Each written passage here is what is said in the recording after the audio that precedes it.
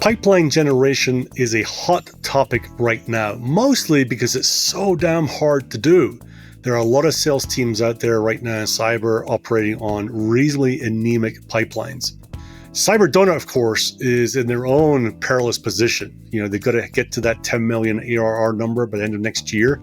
And they certainly right now do not have the pipeline to even come close, which is why I really wanted to get Joseph Barringhaus onto the podcast.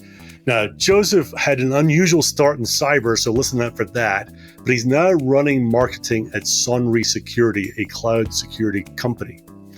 And we asked him, how would he advise Bill Wallace, the CyberDonut CEO, on things to do to rapidly build pipeline now?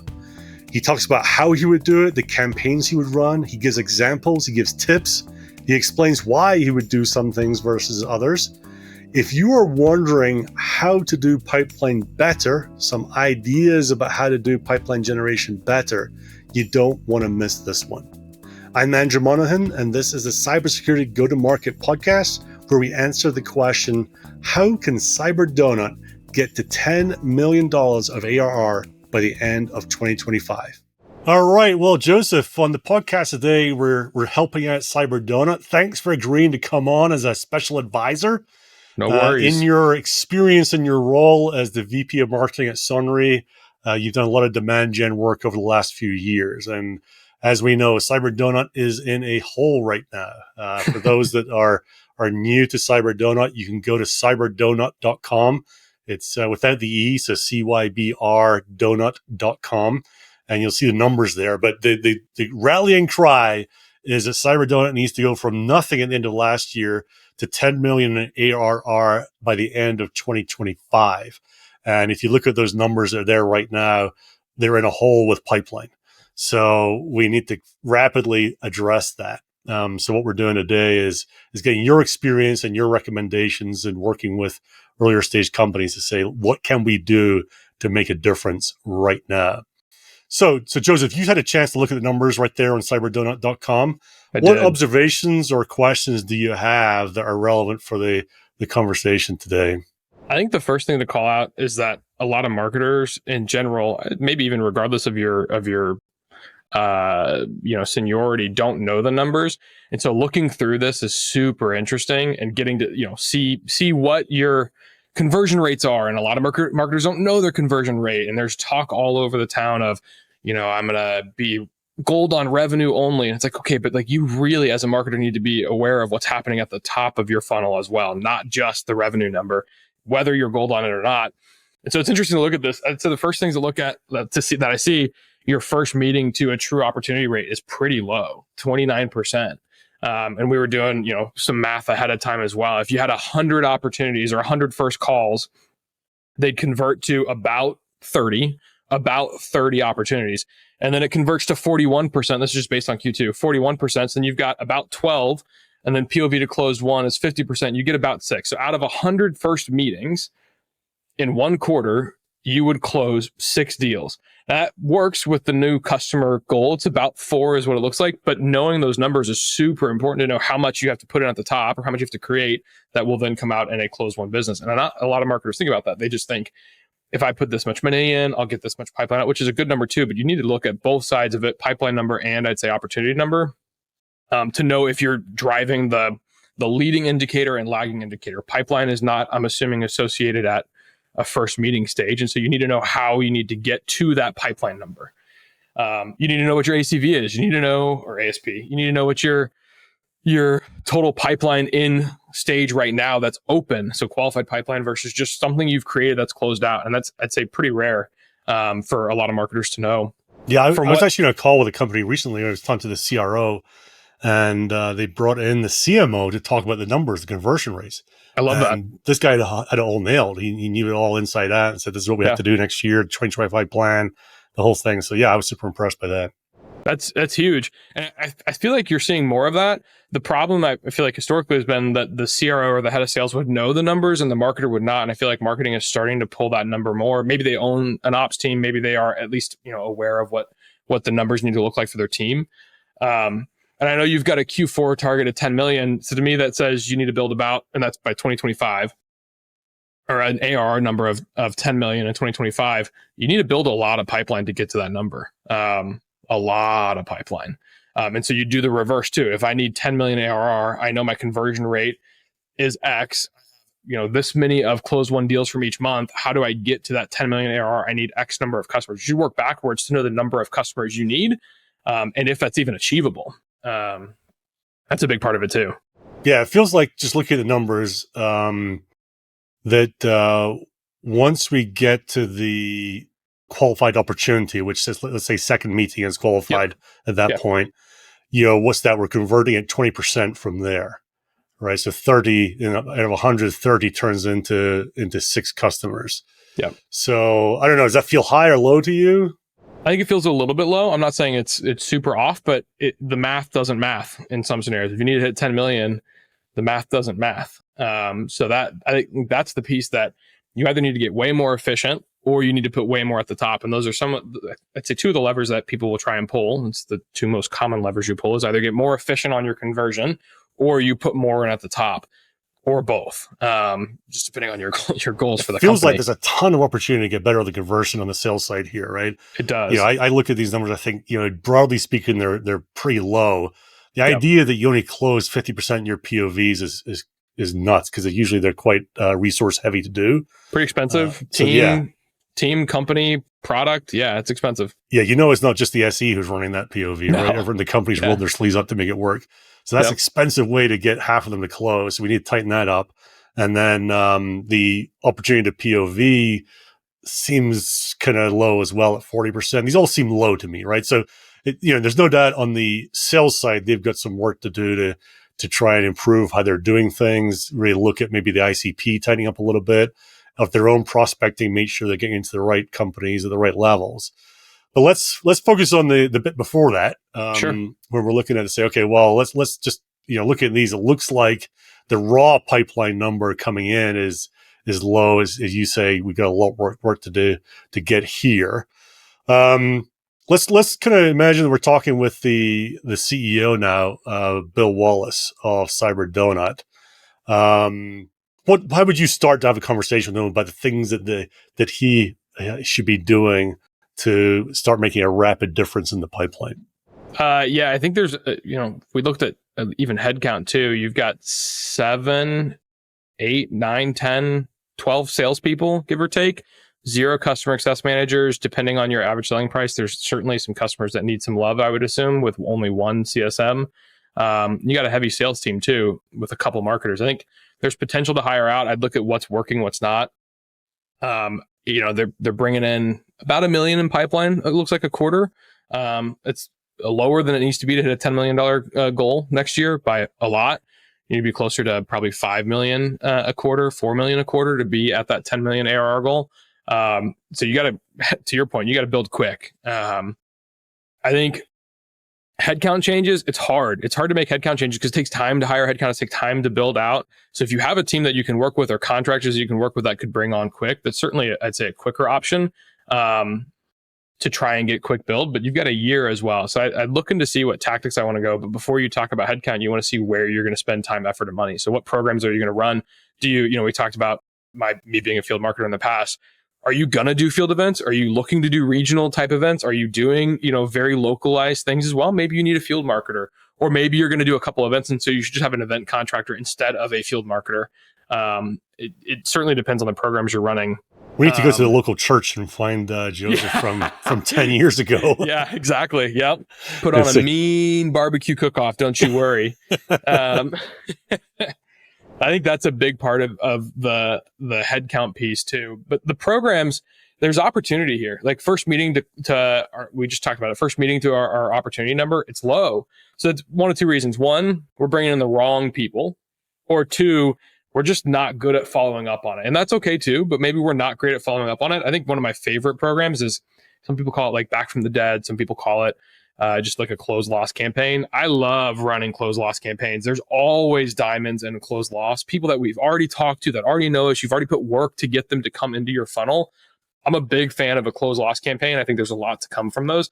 In worst case scenario, If you don't get them back into your funnel, train your team to be like, you know what, that's awesome. I understand. Would you mind talking with our team, usually a product marketer, which I see we have one. Would you mind talking with our product marketing team to explain, why you're not interested in this? So you can build that into objection handling for your team, for campaigns you're going to run. I think there's a lot that you can pull out of that one little quick campaign. And there's usually some quick wins in there. And you've got plenty of pipeline that has lost at first stage. I was going to say that. I mean, I haven't worked the numbers, but I'm going to guess there's probably at least a couple hundred opportunities which are closed lost. Just even though it's a young company, probably taught to a whole bunch of people, and it could be for any reason why. Got to be. Maybe they're too early, maybe it wasn't the right timing. Product wasn't ready. Yeah, whatever the reason is. Now, would you just take the raw list of closed loss and just do that, or will you try and get smart based on maybe the reason why they were closed lost, or do you trust the reason in Salesforce why they're closed lost? So I would assume, from what I'm looking at here, I don't see an ops person on the team. I saw one enablement person in Q4 23, but not an ops person at all. My guess is that data is horrible.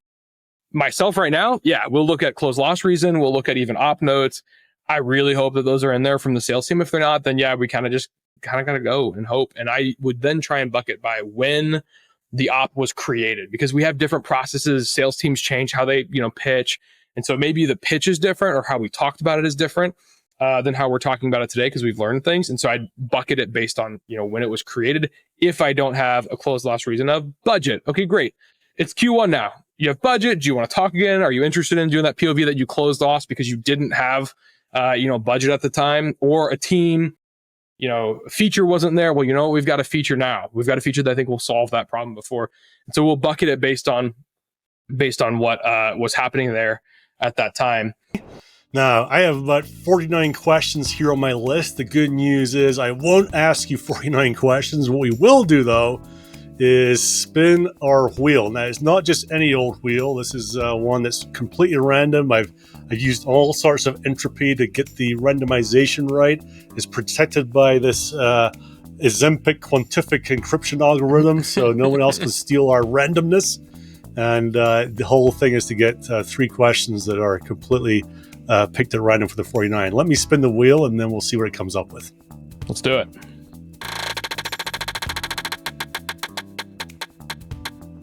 All right, 41. How did you make money as a kid? As a kid, I made money as a dog walker and pet sitter. I'm a big pet guy, so I had a little dog walking business, hung up signs. I think I did like a lawn mowing business one year too. Don't tell the IRS. I made like $10. Made money as a kid in I'd say the most kid-like ways. Did you ever lose a dog on a walking expedition? No, but a rabbit died on my watch. What? I know. I did not watch that pet very well, but it was not my fault. So does that mean you're like Glenn Close and a bit of a bunny boiler? Is that what we're saying? Yeah. We made stew out of it. Just kidding. Sorry. Yeah. All right, let's go with the next question. Let's do it.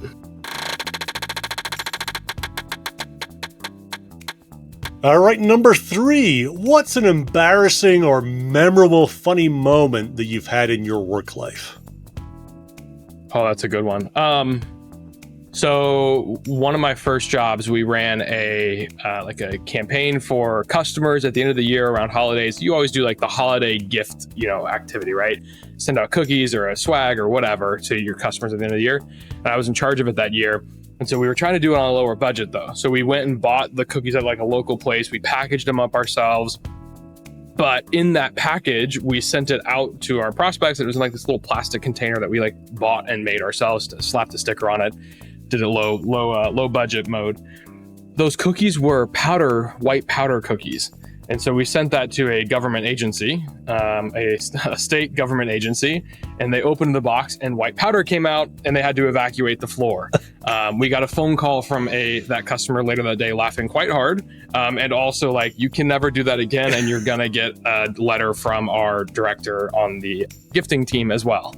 And so we got a letter. I actually have it. It's from the state of New York. To whom it may concern, thank you for the 10 of cookies, but please do not send it again. And so I have that letter hanging up on my side over here. It's my favorite story to tell. And I kept that paper forever. I will never get rid of it. No, that's awesome. That's awesome. And when you're trying to get the gift under the radar a little bit, it doesn't stay under the radar. No. Yeah. Did not work. Everyone knew about that gift. Yeah. Well, yeah, no press is bad press, they say? I don't know. Yeah, it didn't make the press, luckily, but it did make a memorable conversation for me and my manager at the time. Yes. Awesome. All right, last question. Let's do it.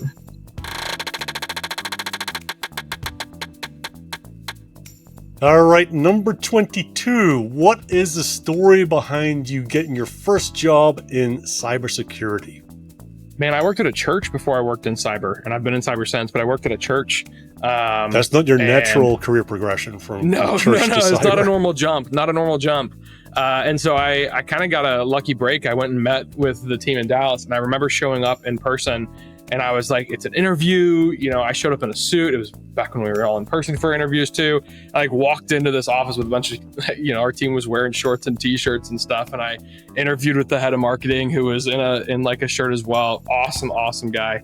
And I ended up meeting him, the CEO, and the head of product marketing that day. And I was like, it was like a first round. And I was this guy that, worked at a church, and I was going to manage some events for him. And, got a lucky break, learned a ton from that manager, and honestly, why I'm here today. So you went into field marketing first, it sounds like. Is that right? I did. Yeah, I started in field marketing. And actually, I wouldn't even know if I would call it field marketing. It was more event marketing at the time. And then it became field marketing, doing regional activities, regional events, regional campaigns. And then it progressed into, a little bit more virtual and digital platforms as well. The other, I'd say, opportunity related one that I've run, I love doing open opportunity campaigns.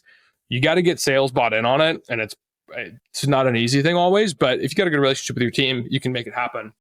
And those can look like a couple things. One, it can be, paid advertisement. You're not going to see any attribution for it. So please set that expectation up front. Like, the op's already open. We're spending money on things that are already opened.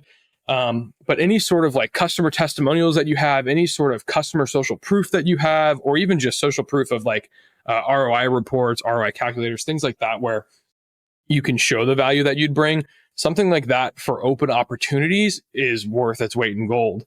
And that can help you increase your win rates. It can help you increase things. And the way I would track that is then see, is our win rate going up quarter over quarter? You wouldn't see an attribution at all, but you could see quarter over quarter. And as part of that too, we'll do one where I've done one before where if an opportunity is open, any contact that is not on the opportunity that we've not talked to, but we know who it is, we'll have an automation just go out one time that says, hey, we met with a member of your team. This is super early stage, not late. We met with a member of your team, was wanting to make sure that it was the right person to talk to. We're talking about X. Would you like to be on the next call? Super simple. Sometimes sales teams will do it. If they're not, marketing can automate it for them as well. And that's what we did at past companies as well. I think that brings more people into the buying team, or you at least can identify more of the buying team, and it helps get you to that next stage as well. So again, like just little progression things that can help you get from 29% to 36%, Do you get pushback from sales about, hey, don't touch my opportunities, Don't be emailing people on my behalf without me approving it? They get that sort of pushback? And that's the piece that I was talking about. I think you really have to have good alignment with the sales team. There are ways for them to opt out of that, without a doubt. So when they open the opportunity, there's a way for them to say, like, do not touch it. Like, I'm talking with the CISO. I do not need you to find anyone else. I know who I found. But more often than not, like, they have buy-in and all that. We don't do it without their, okay. We didn't create that campaign without their okay. I'd say the digital ones are a little bit easier. Not many people are that concerned. They know they're going to get ads when they go on LinkedIn or Facebook or whatever. Like, that's normal. But when you're doing an email like that, where it's like, I'm talking with your friend, definitely get the okay. We'll do other ones too, where, an open opportunity email campaign or an open opportunity, even call campaign, and try and break things out around opportunities that maybe stalled before you close them. The one thing that I think we didn't talk about before, I'm actually okay with first meetings being closed early as well. I would prefer them be closed in an early stage than make it to opportunity and close. Like, just qualify them out, get it out. If it's bad, great. I want to go look at why the leads we're bringing in are bad, but I do want them to close it out early. I don't want to waste time. You mentioned it a second ago, like, resources of a salesperson are expensive. Resources of an SE is expensive. a product is expensive. Like if we don't need to go to POV because it's not the right fit, kill it early. Yeah. Yeah. It's a tough one. I get into these conversations quite a bit with either potential clients or clients of mine. It's like, what's a good or bad conversion rate? So, well, it depends what comes in. And it depends, what your criteria are coming out a little bit, right? It's not as black and white as it's good or bad at this amount. It's tough when you get people who want to benchmark, right? I understand why you'd want to do that. Say, okay, the industry's at 30% and we're at 20%. These are data points to consider, but I wouldn't rip up my whole process that's trying to get a higher first meeting conversion rate on that. Yeah. One class thing on this whole area that you talked about win loss and or close lost, but you also said win loss analysis. Have you any experience on success rate doing that, where the PMM is the one that has a conversation versus someone outside, like a third party, engaging a third party to do it? I have not done it with a third party. It's been in-house when we've done it. Our VP of product marketing managed it before. And I think you asked maybe more tailored questions when it's internal because you know the product better. I also think it depends on your product too.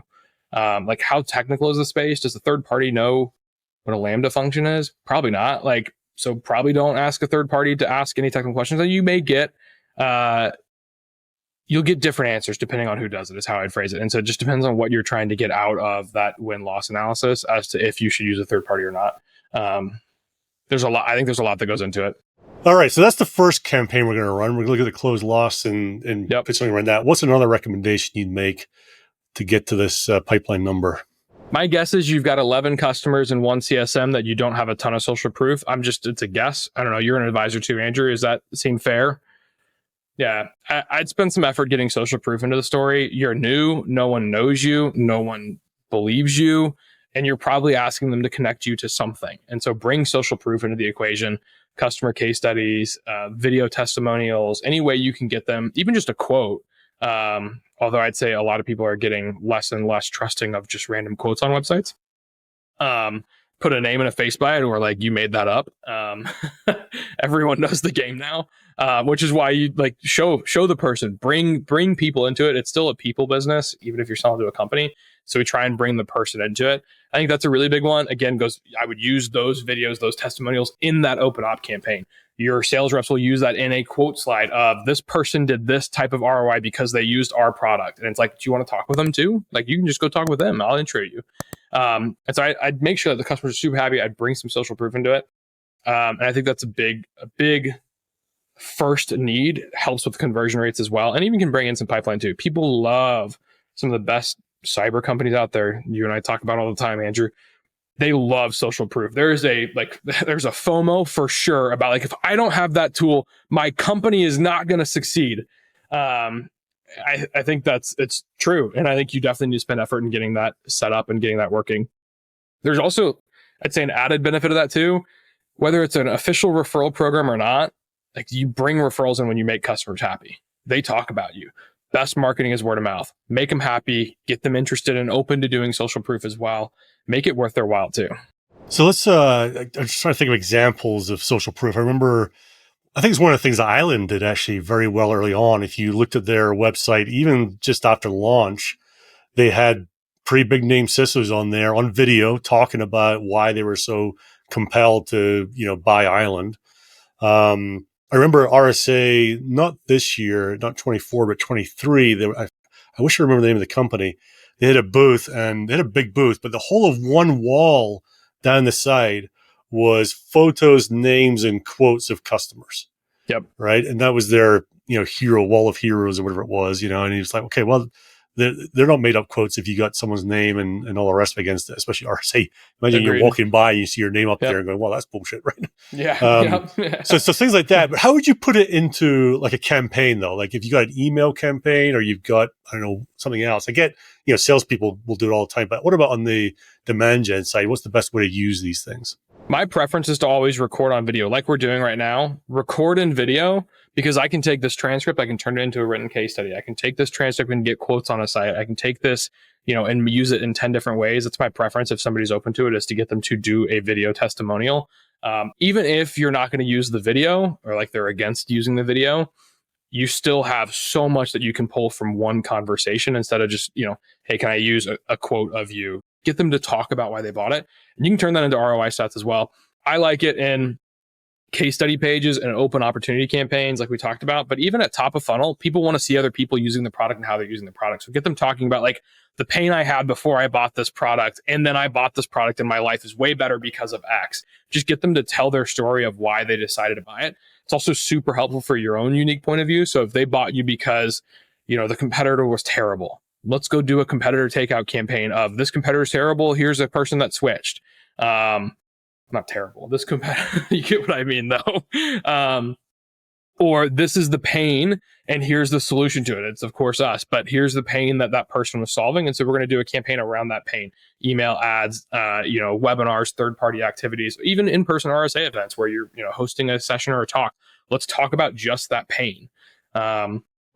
I feel like for Cyber Donut, 11 customers right now. Right? Imagine the first 2 or 3 are friends and family, but sure, after that they got some real live paying customers, and it's like on the sales side, you get hammered about trying to get a deal done, and you end up discounting, negotiating the whole thing. To me, it should be something that you hold a lot of stock in, is getting in the contract that they'll do a video testimonial or a video interview or something like that with you.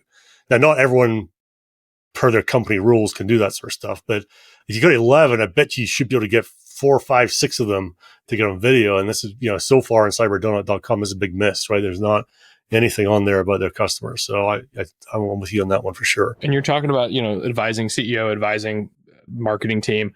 That's a sales marketing leadership decision that needs to be taken from the top down. Like, we are not taking logo usage out of our contracts. It's the easiest thing to pull because everyone wants to push back on it. Every company ever is like, nope, or like, yes, with my permission. I like doing it, and I've learned this from even my sales counterparts. It's your logo and your name can be used in conjunction with other customers, but you can request to have it removed. And it's like a little bit easier that way. So they have to request it in writing, and like you still have the ability to opt out, but we're not going to do it in the contract. So it gives you like a yes, but I think that's a good way to do it. But again, like if your leadership team, if your sales team, they're the ones that choose that, not the marketing team, even though the marketing team may be the one to use it. You got to get that with your sales team. Make sure they're on the same page. Make sure they understand how important that is. And usually I'd say sales teams do. There's the mixed pressure, like you said, of like, I need to close the deal, and they want to strike the logo line. It's like, okay, what are we as a company standing for? Do we need that as a company? How valuable is that to us? Is it worth slipping into Q4 instead of Q3? It's a company leadership decision that has to get made. That's a great point. I think it's almost like a culture you need to build. I know one CRO does this very well. Even early, 11 customers might be the time to start. He runs, I think he calls them champion, I wish I could remember. It's not champion dinners. It's not champion events, but like a champion conference. Well, this is the thing. He doesn't say CAB. He doesn't say join our customer advisory board. He goes, join the champions thing. That's cool. Right? And he gets the champions together, and they roundtable stuff. And then he's got sections where they videotape and sections where they don't, right? And then he uses that as part of this. I think it's a great way to do it because they feel like, to be invited onto the customer advisory board or the early adopter board or whatever is cool and all. But when you start making a bit more than that, making it a thing inside the company where you're the champions, just almost like the wall of heroes thing, it strokes the ego a little bit more than just saying we're having a CAB meeting next week. There's that FOMO again. You're bringing more people in. Yep. For sure. All right. So we're going to do the closed lost. We're going to figure out the social proof. Now, I guess with social proof, does that kind of leak into like story narrative type stuff as well? Or are you thinking, we're using this for very specific reasons in there? No, I think as you're having those conversations, regardless of who they are, you learn why they bought. Like if you're having a case study conversation, ask your sales team why they bought as well. That's like the first line that people skip is, again, like the favorite fun thing for everyone to talk about is just go talk to your customers and you'll figure everything out. It's like, well, also ask your sales team. Like they were the first ones to talk with the person. Ask them why they bought. Ask them what what pain they heard when they were doing discovery. Talk with your teams. And it's so crazy how few people like just go talk with the rep that sold them the product. Like, why did they buy? It's like, there was a reason. You're not that good. Like, why? You're great, but like, why did they buy this expensive tool? Yeah, you didn't turn water into wine on your own. There was a reason why they wanted to. I think there's another one too. We're going to talk about what programs I hope in a minute too, but Ask your customers what events they go to, what, agencies they listen to, what social platforms they're on, what channels they're in. Are they in like secret Reddit threads or secret Slack channels? Like where are they, and where are they learning about other tools? Again, it's another favorite one. Like, put "how did you hear us" on your form. Yeah, you should do that. I think that's a good rule of thumb for marketers. I don't require it, but it's a good rule of thumb. Still, just ask them, and ask your sales team to set it up on a call. Ask them like, "Hey, how'd you hear about us? Who'd you hear from?" And we got a demo request the other day that came in, and it was like, "Oh, that person actually heard about us from this event." Would have never known, regardless of what they put in the form, if they didn't ask again on the call. And I've got a little gong, snippet set up for how did you hear about us, or where'd you hear about us? And so when those trigger, I get an email and it says, this is how they heard about us. I think those are just little quick ways to figure out where you should invest. And so, if you've got one demand gen person, one product marketer, and a bunch of salespeople, what is working so far? Where are these people finding us? Where are these people hearing about us? And that, I think, then drives into the programs that we should or shouldn't run. Well, let's talk about the next thing then. What about events? What role has events have a close to your heart, I guess? How would you think about running events for Cyber Donut? Man, I think the biggest risk with events in general is how expensive they are. So you're going to go in, you want to go to RSA, you're dropping a couple $100,000, at least $100,000. If you're all going to in, do it right? well. Booth, if you're going to do it rental, well. Booth, accommodation, dinner. Yeah, it's not cheap at all. In major conferences, you can spend even more, $500,000, $1 million at some of these events. Small company doesn't have that kind of money. So you got to get scrappy. You got to think outside the box if you're going to do events. And I personally think you pick a couple. If you're in your first year and you've never done events, you don't do 12. You pick one or two, and you do that based on where your customers will be, so that you could do a customer dinner like you just talked about, or a champion dinner. So you could do, a prospect happy hour where, of course, our customers are just going to be there talking about us, right? Do it where your people will be. Maybe RSA is not the right fit. Cyber Donut is in the SOC space, so we're maybe going to do RSA. Or maybe you're in the cloud space and you're like, I'm staying away from RSA and I'm going to go to Google Cloud Next or AWS reInvent or whatever, right? Like, pick your event that works for your audience. I think that's the one risk with events. I do love events. You mentioned it, like my past. I love events. I think they're great. I think they're great to get, personal interaction. I think you have way better relationships when you meet someone face to face. That's why salespeople love to go meet on site with customers or in prospects too. I love that. So I think it's great for that. The biggest risk, Chili Piper did actually a really cool thing at one of their booths a couple days ago. It's a marketing tool. I don't know if everyone knows that. It's a marketing calendar booking tool. And at their event, they had on their booth a screenshot or a live track of how many meetings they set in the booth.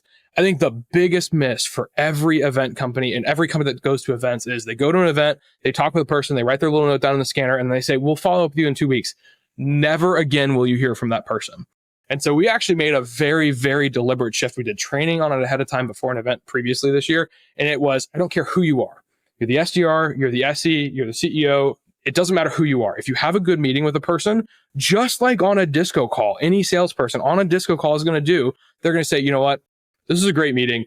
I'd love to do this again and bring someone more technical in, or I'd love to do this again and bring X person in. Can we set some time up while we're right here? You got your phone, I got mine, and pull your phone out and book the meeting. And I've heard it every time. And it's like, well, that meeting's going to be with the wrong person. I don't care. We will solve it afterwards. We'll solve out getting the right person on the call afterward. Just book the meeting at whatever time they say. And we will find somebody available to take it. And we had an incredible event because of that mentality. I think whatever event you do, you've got to go that way. The other piece, go all out. If you're going to do 1 or 2 events as a small company, make sure they're your best events. I'm a big fan, this is a risky one, of out-of-home advertisement when you do a sort of event like that. We had 2 box trucks with massive LED signs at one of our events earlier this year, and I loved it. Loved every minute of it. And they drove around the convention space for 12 hours a day for 3 days straight. A box truck playing music with our brand, our message, our position on it. And we, at our happy hour, we were like, how'd you get here? Again, just like walking around talking to people. How'd you find out about the happy hour? Oh, we saw your truck and scanned the QR code. Security people scanned the QR code on a digital truck and then came to our happy hour. I'm not kidding. And it was just like, okay, great. I would have never gotten that attribution ever, but we just asked people. I love doing stuff like that. I think that's a good one. ClickUp did at Dreamforce last week. They held that strike at Dreamforce. Loved it. So terrible. They're never going to go to Dreamforce again. I loved it so much. And I'm arguably one of their personas. Like marketing is one of their personas. I thought it was incredible. So for those that don't know, so Slack is owned by Salesforce, right? And they went to Dreamforce and they were holding a little like protests, like they're picketing it almost saying, what was the slogan they had? No, against Slack. I can't remember. I don't remember. But it was all the idea that Slack no more, or get rid of Slack or something like that. And they were kind of almost like strikers outside the picket line kind of thing. And they got a whole bunch of social media on the back of it. Yeah.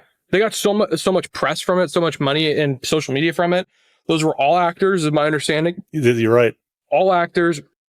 It's amazing. And that probably cost them 1/10 of what a Dreamforce booth would have cost. Right. Not saying you shouldn't do the Dreamforce booth too. Yeah. But like, think outside of just like, I'm going to get a booth. Because you just get a booth, you're hoping someone walks by, you're hoping someone sees you, you're gonna miss big. So if you're going to do an event, I think you do it well. So you're hitting one of my hot buttons, which is getting creative and trying to do things out the box and don't just do the vanilla, well, we got to do these 10 things that everyone else does, right? Yeah. What other interesting ideas or things come to mind as you think about that? Man, I think, so it depends on if I'm advising versus if you're like in the role. I feel like when people are in the role, they're way more cautious because like, if I spend this money and I don't, I'm going to get axed. And so people are more concerned, I would say, to do that. My biggest recommendation, I think, is find one repeatable program, whatever that one thing is. It could be digital. Maybe you're like, we're in a heavy Google ad space. Like Google, everyone searches for us. We have insane search volume. So maybe you Google a ton. That's your repeatable, consistent program where you're driving, revenue. Maybe you have a webinar program that just kills. And so you consistently do webinars. Whatever that thing is that's repeatable, find it and then test 2 more. And then I always like to save a little bit of budget as well for like out of the box ideas, creative thinking, like fun things that just, it's going to happen. And we may get nothing from it, but we're going to accept that this is potential lost risk. You got 1,000 events in Vegas, treat it like gambling. You're going to gamble a little bit of money to hope it pays off. And if it does, we're going to do it 10 times more. And you want your CEO and CFO to be okay with that, right? Agreed. You get upfront agreement. Like, we have our repeatable, we're spending on things that we think are going to work, that we feel good about. And then we've got this that we're going to use for an out of the box idea. Those box trucks, we set upfront expectations. I don't know if it's going to work. Have no clue. I want to do it. We've never done it at this company's history. I want to do it because we think it can drive and we know that's our audience. That's a big one. Do you know your audience is there? Great. Then you can do crazy things. You're like you said, Slack was at Dreamforce. Slack is owned by Salesforce. You know your audience is there. ClickUp launched a product that was competing with Slack. Go all in. Like, your audience is there. Go crazy. I think there's creativity there. If I was, making a big risky bet, I'd probably push for, like creating a community of some kind, like a Slack community, a Discord community, something like that. If I was in a cyber space, Discord, I think our audience loves Discord. I really don't know why I like Slack way better. Sorry, ClickUp. I'd hire, maybe an evangelist or a field CISO is, often the title they get, where they are just, their job is to talk. Their job is to help you make content. Their job is to bring you what people, in the market are hearing about, and just to talk with prospects so you can get kind of word from that. I think there's huge value in the companies that have already done that. They're seeing awesome content created from those people. And it helps drive your demand gen programs. Everyone talks about content is needed to, to drive a good demand gen program. You're right. Like, research teams, any of the companies that have major research teams, awesome places. So I'd push for one of those. I'd say it's less of a program bet, but it's like a funding of the company bet. We're spending money on something that is maybe a little bit harder to achieve normally. I would go as far as saying, if you're the CRO or CMO, is take one of your headcount and hire the field evangelist or the CISO person, right? And I don't know if you want to give them a quota or not, but I think their impact, the right person will have more of an impact than adding your 5th AE into the mix, right? Yeah. The right person who's got the connections and the gravitas and the experience, that's the person you want to wheel out and mine their network as well. Man, I tell you, one of my favorite ad types, and it could be a customer, by the way. I've seen good field evangelists that were previously customers, so they know the product really well and the pain. Love that. Assuming you don't have that in your contract, you can't do that. I think there's huge value in that. One of my favorite ad types on LinkedIn right now is the thought leader ad post. I change my favorite ad type all the time, but that's my favorite ad type right now. And it's so good because it just looks like it's a person. again, you've had that field evangelist, you have that researcher, you have that person that's talking about a pain, a problem from a position of authority. You're building trust immediately. And then it's, your sales team, your SDR, it's like, hey, you want to meet with, Jack, my, field CISO. It's not a sales meeting. You want to talk with Jack, my field CISO, about just talking shop around this problem. It's a way to have that conversation. I think just keep building trust. I think everyone knows now when they see field CISO, it's like kind of a salesperson too, and that's okay. But it's, again, the person that has some trust building. That's all we're trying to do here is build trust. I love a podcast too. Like if I was going to make a risky bet, I'd go create a podcast, 100% video. Do not do an audio only podcast. Refuse to do that. Video podcast, because then you get, snippets from recordings. You get content that you can then turn around into something else.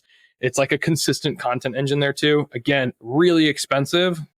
Sorry, Andrew. Thank you. But potentially a good outcome too, and good content from it too.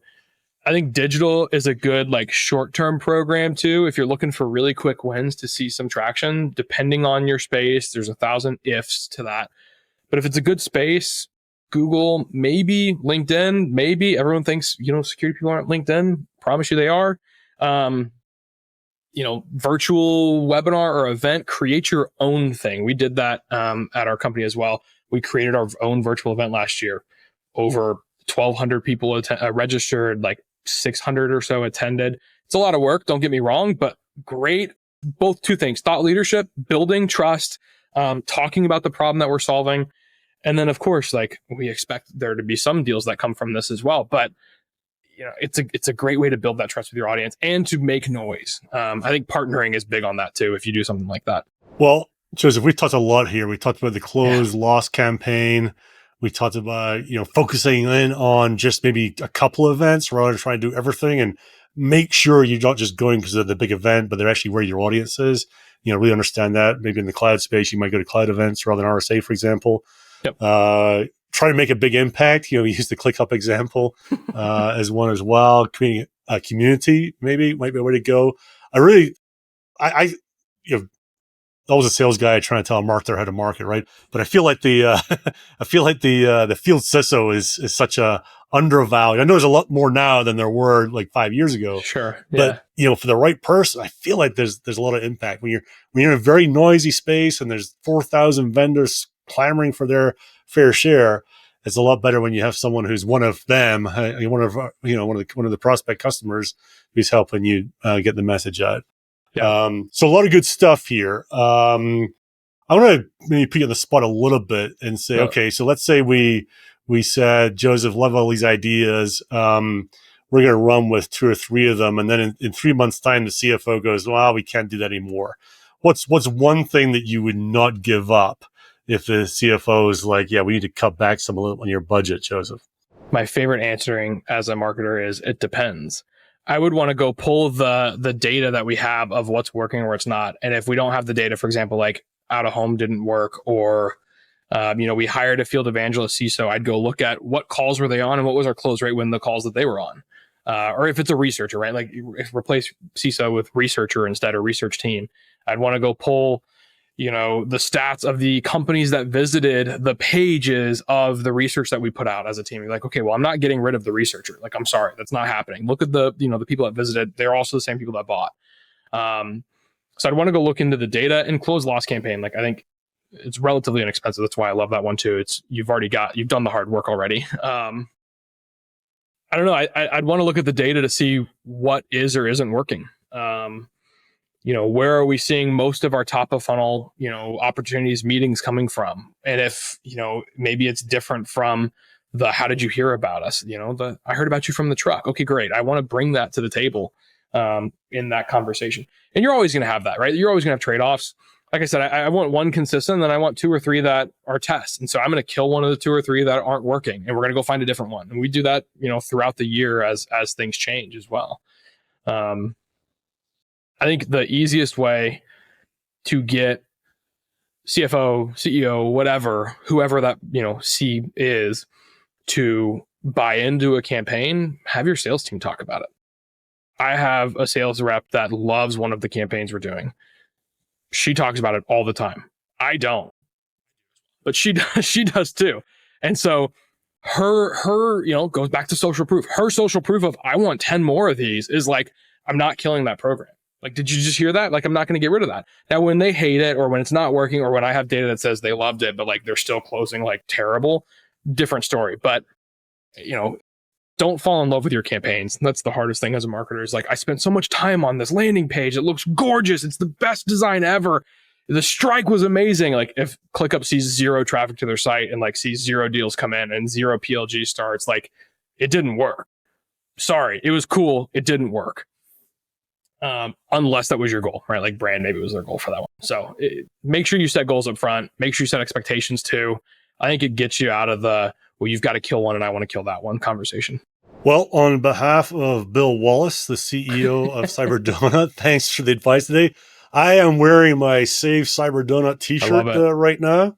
So we're creating a movement to make sure that Cyberdonut is around and flourishing and getting more funding by the end of next year.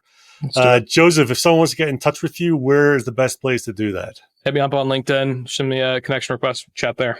Awesome. Well, thanks for joining us today. I look forward to staying in touch and keeping you updated on how Cyberdonut is doing, especially in their pipeline generation stuff after your recommendations. Thanks, Andrew.